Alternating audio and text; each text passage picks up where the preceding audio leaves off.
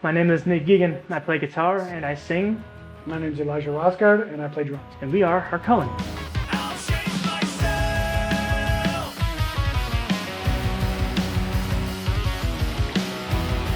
We've been a band now for what was it, the end of 2018-ish?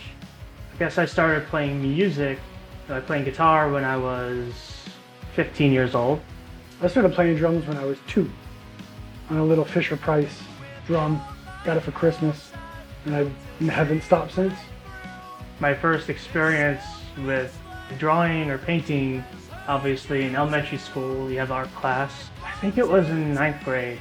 I had an art teacher at my school who saw that I was really interested in doing art, and he really invested time in giving me opportunities to learn how to draw, how to paint, stuff like that. Art for me was always there. Like, I've always had an interest in art, like going to art museums, seeing art. I always thought that was kind of cool. Same here in school. You go to woodworking class, which I did. Not so much painting, more so sculptures of clay. You make them, you put them in the kiln, and they bake for 24 hours or whatever. And you make little figurines. But my sister, she's an artist. She's had stuff in museums. She's at art shows in Chicago, things like that. But I'm more so of, musician. My great-great-grandfather was a Cuban portrait artist in like the late 1800s, early 1900s. It's kind of inspirational to know that, someone else in my background was really into art. So I feel like art is a huge part of my life indirectly. The first time we actually did our own art was for the album cover of the second EP that we did. Yeah. Well, I met an artist at an art show in LA, and I liked some of the work that he did, and we talked about commissioning him to do our next EP cover, but we never really had the opportunity to sit down with him and actually make something of that. So we decided, well, hell, why don't we just do it ourselves, We're musicians, we like to do art, we like to create, so let's see what we do. Well, at first we were tossing the idea around of different parts of the face and how would we do it and who would do what part of the face, but we ended up ultimately coming to the conclusion we wanted to do half faces, since it's just us in the band, and come up with whatever we felt like coming up with and put them together, and that's what Self-Portrait turned out to be. That's the interesting thing. I remember we were talking to you about when we were doing it, how we wanted to approach it, and you're like, hey, let's just put on the music and we'll just paint to the music, and whatever happens, happens.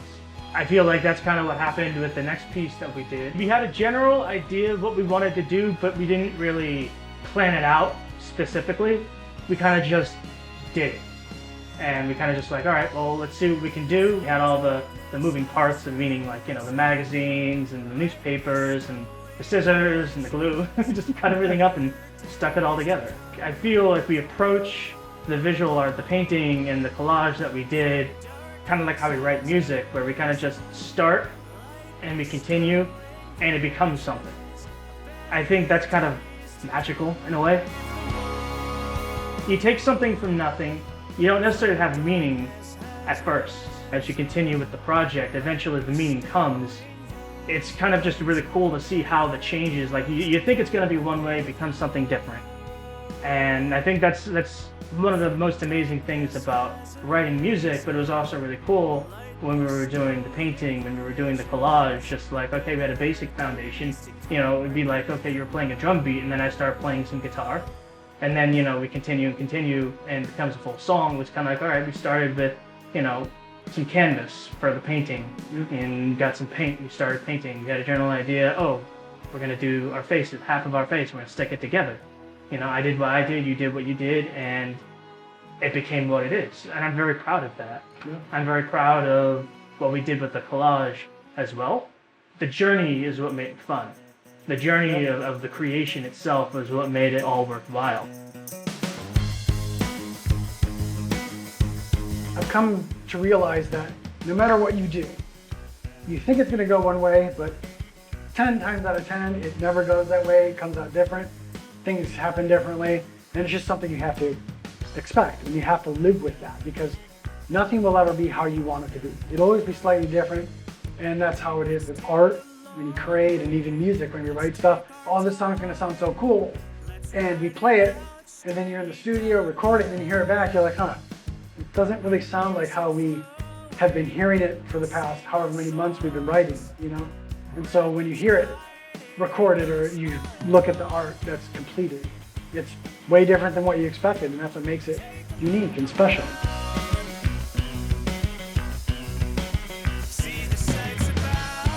Whenever I talk about like doing music, making music, it's like it feels like I'm painting a picture. I've told people that, like when I describe what it's like recording and writing music, it's like painting a picture because you have all these different elements, and you know, I have two guitars here. You know, each one is its own thing. You can say, oh, it's a different paintbrush. Yeah. You know, doing different strokes with different, you know, instruments, as it were, or two different strokes with two different paintbrushes, or you know, amplifiers. That could be like the canvas that adds color to, you know, to whatever we're trying to do. For you, you got your drums and different drums that, you know, has different sound, different tones that adds color and flavor, as it were. And using different sensory, you know, words to describe art, whether you're just listening to it or visually seeing it. But it's all, to me, it's all one and the same.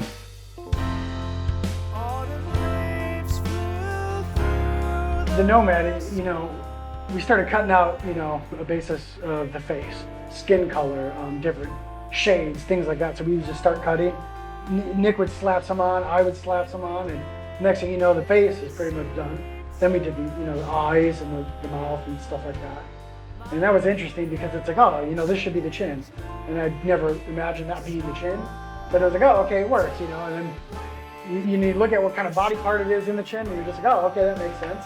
Never would have expected that, but it's kind of cool how it all happens. And it's not just, oh, I'm gonna do this one thing or that one thing. We literally sat there with glue sticks, cutting different parts out and putting it on, and I thought that was pretty cool. It was, definitely. Yeah. Looking to the future, I definitely want to continue having the band do more art for future projects, future musical endeavors, but maybe even outside of that too. I think it'd be really cool for us to really get in and just do something different. Just have it there, have it be, you know, imagery that we created that we can show people and be proud of.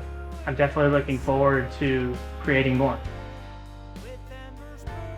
When we're writing the music, and specifically for the second EP, we just lost a member of the band. He decided he didn't want to play music with us anymore, and we kind of had to restructure ourselves. And I feel like that really came out in the music. It became a very internal sort of record. That's kind of why we looked at calling it the self-portrait. And when we came up with that title, what better way than for the band to paint its self-portrait for the album, or the EP that we're calling self-portrait. And it matched the tone of the album. It wasn't what I expected it to look like.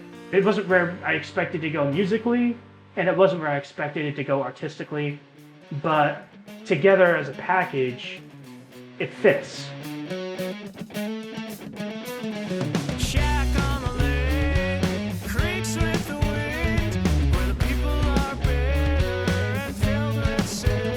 It's kind of amazing that we're able to continue doing what we're doing, you know, as we get older, more responsibilities, starting families, but we still want to create, and it feels great to be able to just do it on our own terms.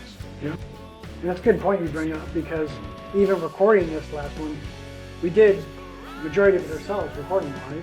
We recorded the drums, the guitar, the bass, all the electronics, percussion, that stuff, all did it in-house. And it turned out fantastic. And it was good to just be like, okay, we can do this at our own pace. We're not rushed. We don't have a time limit. You know, our budget is unlimited because we own all the gear. We have the house, the room, you know, so I think that was really good. And I like how we approach the art the same way. We're both very grateful for everybody who has listened to our music, who has given us feedback, not only our music, but our art. And I'm looking forward to meeting new people and showing new people our music. Our newest EP, Traveler, is out now. You can find it on Apple Music, Spotify, and other streaming platforms. We're definitely looking forward to continuing to write music, record music, and also do the art that goes alongside it. Thank you. Stay tuned. For Harkoan.